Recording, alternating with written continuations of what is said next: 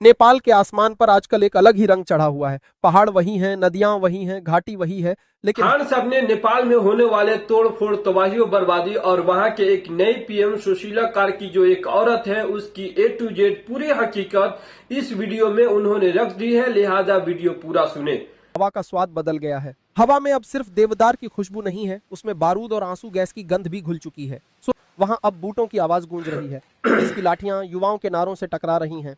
हाथों में किताबें नहीं, अब बैनर हैं, और इन बैनरों पर लिखा है, हमें हमारी आजादी चाहिए। कहानी शुरू हुई एक फैसले से। नेपाल की सरकार ने अचानक यह घोषणा कर दी कि वह सोशल मीडिया प्लेटफॉर्म्स को नियंत्रित करेगी। फेसबुक, इंस्टाग्राम, टिकटॉक, सब पर पाबंदी लगेगी। सरकार का तर्क था कि इन प्लेटफॉर्म से झूठी खबरें फैल रही हैं, समाज में अशांति बढ़ रही है। लेकिन जनता ने इसे आजादी पर हमला माना। आज का युवा मानता है कि इंटरनेट उसका हक है, उसका लोकतांत्रिक स्पेस है, और जब इस स्पेस पर ताला लगाने की कोशिश हुई तो अच्छा जी, चिंगारी ये भड़क बात उठी। है। शुरुआत में ये छोटे छोटे प्रदर्शनों से शुरू हुआ। कॉलेज के कुछ छात्र सड़कों पर आए। उन्होंने हाथ में तख्तियां पकड़ रखी थीं, जिन पर लिखा था, हमारा इंटरनेट, हमारी आवाज। लेकिन यह चिंगारी धीरे धीरे लपटों में बदल गई। देखते ही देखते हजारों युवा काठमांडू की सड़कों पर उतर आए। पुलिस ने रोकने की कोशिश की, आंसू गैस छोड़ी, लाठियां चलाई, लेकिन जितना दबाया गया उतना ही आंदोलन फैलता गया। फिर क्या था, पूरा देश गूंजने लगा।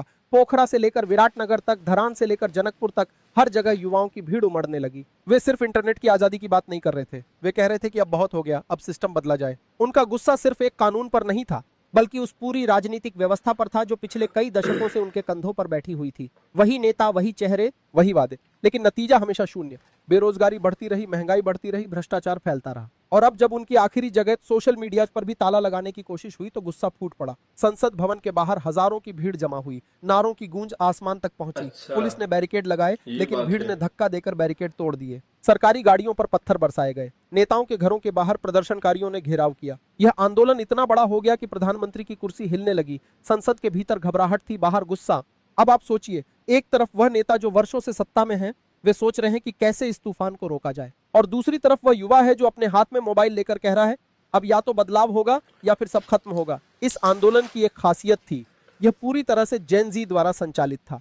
यानी वही पीढ़ी जो इंटरनेट पर पैदा हुई, वही पीढ़ी जिसने टिकटॉक पर नाचना सीखा, इंस्टाग्राम पर तस्वीरें डाली, ट्विटर पर ट्रेंड बनाए, यही पीढ़ी अब सड़क पर थी और कह रही थी कि हमें इस सिस्टम पर भरोसा नहीं। उनके हाथों में सिर्फ बैनर नहीं थे, उनके हाथों में मोबाइल फोन भी थे। हर घटना लाइव हो रही थी। पुलिस की लाठी, आंसू गैस, गिरफ्तारी, सब कुछ कैमरे में कैद होकर तुरंत सोशल मीडिया पर पहुंच रहा था। और जितना सरकार रोकने की कोशिश करती, उतना ही वीडियो वायरल होता। दुनिया देख रही थी कि नेपाल की सड़कों पर क्या हो रहा है। अंतरराष्ट्रीय मीडिया ने इसे जेन जी रेवोल्यूशन कहना शुरू कर दिया। लेकिन दोस्तों, आंदोलन केवल नारे और भीड़ से नहीं चलता, उसे दिशा देने के लिए चेहरा चाहिए, नेता चाहिए। और यहीं से शुरू हुआ उस नाम का सफर जो आज हर तरफ गूंज रहा है, सुशीला कार्की। भीड़ ने कहा कि हमें वही नेता चाहिए जो भ्रष्टाचार से न लड़खड़ाए, जो पुरानी पार्टियों का हिस्सा न हो, जो सत्ता की सौदेबाजी से दूर हो। और लोगों को याद आई कार्की, वे नेपाल की पहली महिला चीफ जस्टिस थीं। उन्होंने अपने करियर में कई कड़े फैसले दिए, नेताओं और अफसरों के भ्रष्टाचार पर नकेल कसी। जनता को लगा कि अगर कोई इस गंदे तालाब को साफ कर सकता है तो वह कार्की है। अब आप सोचिए, यह कितना बड़ा बदलाव है। सड़कों पर हजारों युवा, संसद पर दबाव, प्रधानमंत्री की कुर्सी डगमगाती और बीच में एक पूर्व न्यायाधीश का नाम। यह किसी फिल्म की कहानी जैसा है, लेकिन यह फिल्म नहीं, हकीकत है। कार्की का नाम सामने आते ही माहौल और गर्म हो गया। प्रदर्शनकारी सिर्फ नारे नहीं लगा रहे थे, बल्कि उनके नाम के पोस्टर उठाकर चलने लगे। गाने बनाए गए, सोशल मीडिया पर ट्रेंड हुआ, कार्की फॉर पीएम। यानी यह आंदोलन अब सिर्फ गुस्से का नहीं रहा, बल्कि उम्मीद का भी हो गया। उम्मीद की शायद अब कोई ऐसा नेता मिलेगा जो ईमानदार होगा।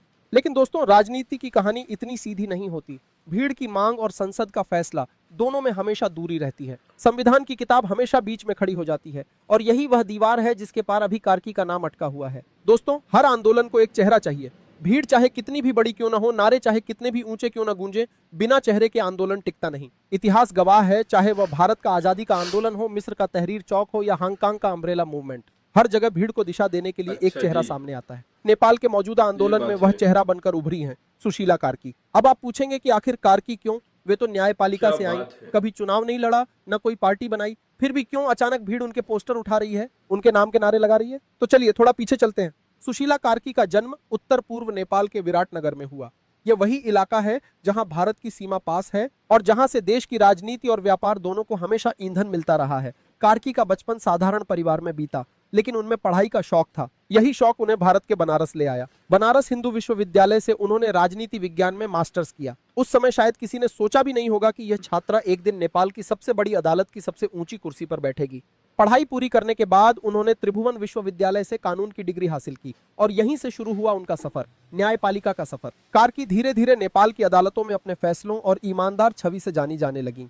उन्होंने हमेशा कोशिश की कि न्याय सिर्फ कागज पर न हो बल्कि जनता तक पहुंचे, और यही वजह थी कि 2016 में वे नेपाल की पहली महिला चीफ जस्टिस बनी। यह अपने आप में एक ऐतिहासिक पल था। आप सोचिए, एक ऐसा समाज जहां राजनीति और सत्ता पर पुरुषों का दबदबा हो, वहां एक महिला का सर्वोच्च न्यायालय की कुर्सी पर बैठना कितना बड़ा संदेश था। लेकिन कार्की सिर्फ प्रतीक बनकर नहीं बैठी, उन्होंने कुर्सी का इस्तेमाल किया। कई बार ऐसे फैसले दिए जो सत्ता को नागवार गुजरे। जब कोई बड़ा नेता कानून से ऊपर दिखने की कोशिश करता, कार्की ने उसे कानून के कटघरे में खड़ा किया। जब भ्रष्टाचार के खिलाफ मामले आए, उन्होंने बिना डरे फैसला सुनाया। यह वही दौर था जब जनता को पहली बार लगा कि कोई है जो नेताओं से नहीं डरता, कोई है जो व्यवस्था को साफ कर सकता है। उनकी छवि सख्त लेकिन निष्पक्ष न्यायाधीश की बनी। यही छवि आज आंदोलन के बीच उन्हें प्रधानमंत्री पद का सबसे बड़ा दावेदार बना रही है। लेकिन दोस्तों, छवि और राजनीति दोनों के बीच फर्क होता है। राजनीति में चेहरा वही बनता है जो जनता का भरोसा जीत ले, और कार्की ने यह भरोसा जीत लिया।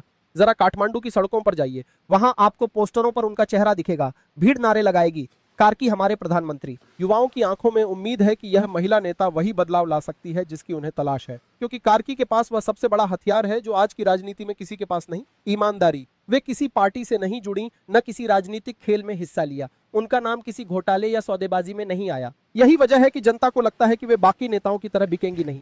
लेकिन यहाँ एक सवाल खड़ा होता है, क्या सिर्फ ईमानदारी से राजनीति चल सकती है? क्योंकि राजनीति सिर्फ नारे और सपनों का खेल नहीं है। राजनीति सत्ता का प्रबंधन है, गठबंधन है, संसदीय गणित है। नेपाल की राजनीति को समझना हो तो सिर्फ भीड़ और नारे देखकर काम नहीं चलेगा। भीड़ सड़कों पर है, नारे गूंज रहे हैं, लेकिन असली खेल वहीं खेला जाता है जहां चमड़े की कुर्सियां रखी होती हैं, एयर कंडीशनर चल रहा होता है और संविधान की मोटी किताब सामने पड़ी होती है। हाँ दोस्तों, संसद और राष्ट्रपति का दरबार। नेपाल का संविधान कहता है कि सत्ता का हस्तांतरण कोई बच्चों का खेल नहीं। अगर आप ये वीडियो आपको कैसी लगी कमेंट में जरूर लिखिए। अगर आप हमारे चैनल पे नए हैं तो चैनल को सब्सक्राइब करें।